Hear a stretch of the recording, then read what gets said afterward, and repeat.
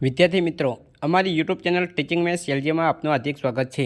મિત્રો, આજે ધોરણ 6માં રાજ્ય પરીક્ષા બોર્ડ અને ગુજરાત રાજ્ય દ્વારા પ્રાથમિક અને માધ્યમિક શિક્ષણ શિષ્યવૃત્તિ એટલે કે પ્રાઇમરી સેકન્ડરી સ્કોલરશિપ એક્ઝામ 2024-25 જે પીએસસીની પરીક્ષા લેવામાં આવે છે તેનું આજે નોટિફિકેશન એટલે કે જાહેરાત આવી છે। પરીક્ષાના ફોર્મ ભરવાની શરૂઆત ક્યારથી થાય છે, ફોર્મ ભરવાની છેલ્લી તારીખ કઈ છે તથા પરીક્ષા કઈ તારીખ છે તે તમામ માહિતી આપણે આજે જે નોટિફિકેશન આવેલ છે તેમાં જોઈશું। હવે વિદ્યાર્થી મિત્રો, પરિપત્ર આપેલ છે તેમાં હવે પરીક્ષાની તારીખ આપેલી છે કે તારીખ 25/3/2000થી તારીખ 4/4/2025 દરમિયાન ઓનલાઈન ફોર્મ ભરવાના રહેશે। અહીં વેબસાઇટ આપેલી છે www.scbexam.org। એ વેબસાઇટ પર પીએસસીના ફોર્મ ભરી શકાશે। હવે પરીક્ષાનો કાર્યક્રમ આપેલ છે વિગત। અહીં જાહેરનામું બહાર પાડ્યાની તારીખ 24/3/2025।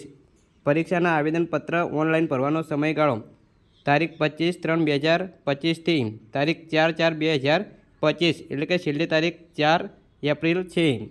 પરીક્ષા માટેની ફી ઓનલાઈન ભરવાનો સમયગાળો તારીખ 25/3/2025થી તારીખ 5/4/2025 સુધી ઓનલાઈન ફી ભરી શકાશે।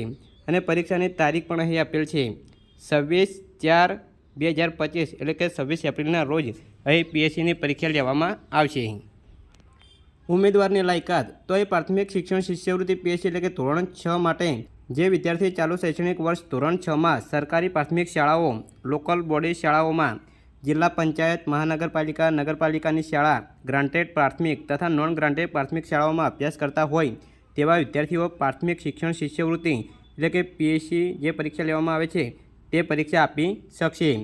ધોરણ 5માં ઓછામાં ઓછા 50% ગુણ કે તેને સમકક્ષ ગ્રેડ મેળવેલો હોવો જોઈએ। હવે માધ્યમિક શિક્ષણ શિષ્યવૃત્તિ પરીક્ષા તો જે વિદ્યાર્થી ચાલુ શૈક્ષણિક વર્ષમાં ધોરણ 9માં સરકારી માધ્યમિક શાળાઓ, લોકલ બોડી શાળાઓ, ગ્રાન્ટેડ માધ્યમિક તથા નોન ગ્રાન્ટેડ માધ્યમિક શાળાઓમાં અભ્યાસ કરતા હોય તેવા વિદ્યાર્થીઓ માધ્યમિક શિક્ષણ શિષ્યવૃત્તિ પરીક્ષા આપી શકશે। ધોરણ 8માં ઓછામાં ઓછા 50% ગુણ કે તે સમકક્ષ ગ્રેડ મેળવેલો હોવો જોઈએ।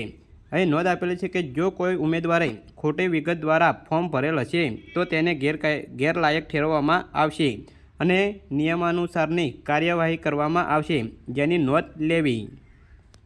અભ્યાસક્રમ પ્રાથમિક શિક્ષણ શિષ્યવૃત્તિ પરીક્ષા પ્રાથમિક શિક્ષણ શિષ્યવૃત્તિ પરીક્ષા માટે અભ્યાસક્રમ ધોરણ 6નો માર્ચ 2025 સુધીનો રહેશે।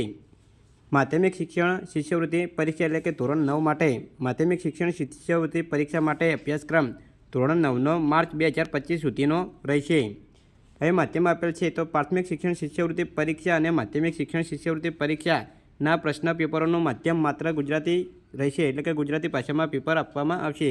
પ્રશ્નપત્રનો ટાંચો અને ગુણ પ્રાથમિક માધ્યમિક શિક્ષણ શિષ્યવૃત્તિ પરીક્ષા એટલે કે ધોરણ 6 અને ધોરણ 9 બંને માટે અહીં કસોટીનો પ્રકાર ભાગ 2 છે। તેમાં પહેલા ભાગમાં ભાષા અને સામાન્ય જ્ઞાનના 60 પ્રશ્નો પૂછવામાં આવશે અને તેના માટે 60 ગુણ આપવામાં આવે છે। ભાગ 2 છે તેમાં ગણિત અને વિજ્ઞાનના 60 પ્રશ્નો પૂછવામાં આવશે અને તેના માટે 60 ગુણ આપવામાં આવે છે, એટલે કે 120 પ્રશ્નો હોય છે અને 120 ગુણનું પેપર હોય છે। અહીં સમય આપેલો છે 120 મિનિટ એટલે કે 2 કલાકનો સમય આપવામાં આવે છે। હવે નોંધ આપેલી છે કે અંધ ઉમેદવારોએ પરીક્ષામાં નિયમ અનુસાર વધારાનો સમય મળવાપાત્ર થશે। પરીક્ષાની ફી અહીં પરીક્ષા જે ધોરણ 6માં પ્રાથમિક શિક્ષણ શિષ્યવૃત્તિ પરીક્ષા છે તેના માટે પરીક્ષા ફી 100 રૂપિયા છે, જ્યારે માધ્યમિક શિક્ષણ શિષ્યવૃત્તિ પરીક્ષા છે ધોરણ 9 માટે તેમાં પણ પરીક્ષાની ફી 100 રૂપિયા છે। હવે વિદ્યાર્થી મિત્રો, તમે પરિપત્રમાં અહીં આપેલો છે તે તમે જોઈ શકો છો। આ રીતે અહીં પરિપત્રમાં સૂચનાઓ આપેલી છે તે તમે જોઈ શકો છો। વિદ્યાર્થી મિત્રો, જો તમે ચેનલમાં નવા હો તો ચેનલને સબસ્ક્રાઈબ કરવા વિનંતી, જેથી તમને જે નવી નવી અપડેટ આવે છે તે અપડેટ મળતી રહે। હવે ઓનલાઈન ફોર્મ કેવી રીતે ભરવાનું છે તેની માહિતી આપેલી છે તે તમે જોઈ શકો છો। આ રીતે જે માહિતી આપેલી છે પરિપત્રમાં તે રીતે તમે ફોર્મ ભરી શકો છો। અહીં વેબસાઇટનું નામ આપેલું છે www.scbexam.org।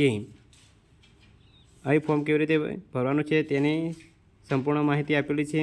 અહીં ફી ભરવાની રીત પણ અહીં પરિપત્રમાં દર્શાવેલી છે। આ રીતે વિદ્યાર્થી મિત્રો, આજે પરિપત્ર આવેલ છે ધોરણ 6 અને ધોરણ 9ના વિદ્યાર્થી માટે જે શિષ્યવૃત્તિની પરીક્ષા આવે છે તેના ફોર્મ ભરવાની શરૂઆત શરૂ થઈ ગઈ છે. તેની તારીખ અહીં પરીક્ષા 26 એપ્રિલ 2025ના રોજ લેવામાં આવશે. અહીં શાળાએ કરવાની કાર્યવાહી, આવેદનપત્રો જમા કરવા બાબત, પરીક્ષાના સંચાલન માટેની સૂચનાઓ, માર્ગદર્શન સૂચનાઓ, અહીં તમામ માહિતી પરિપત્રમાં દર્શાવેલી છે.